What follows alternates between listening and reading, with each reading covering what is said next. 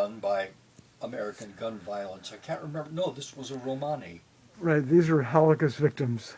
These are The Holocaust children, victims. yeah. Right. But StephenT.Johns was a victim of American gun rights, which I consider a genocide Yes.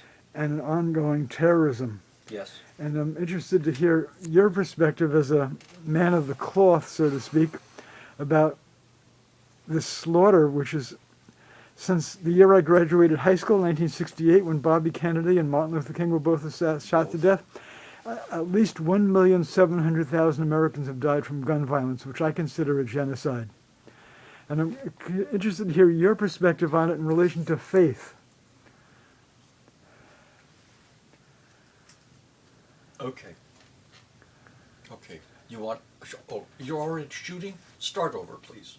I'm No, sorry. just continue. Okay. All right. So, Akiva, thank you for calling attention to the fact that these were victims of the Holocaust, a race hatred, a destructive will that white Europeans, so-called Christians, must rule, and these were expendable human beings.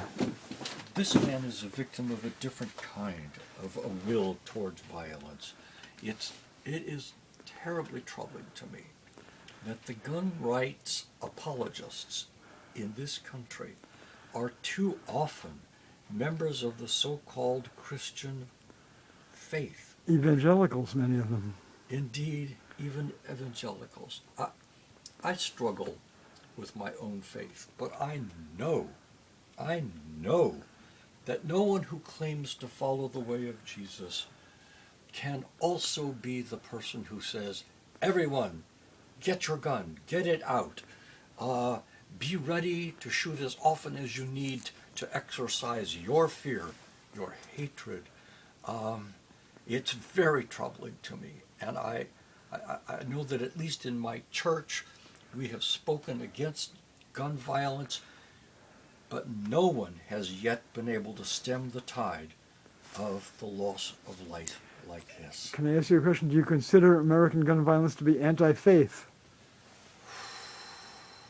If faith means affirmation of the worth of human life, absolutely. Huh. It's anti-faith. It is the age-old thing of saying, give me my gun and I will be God for as long as it takes me to empty it of bullets. Huh. Thank you very much. You're welcome.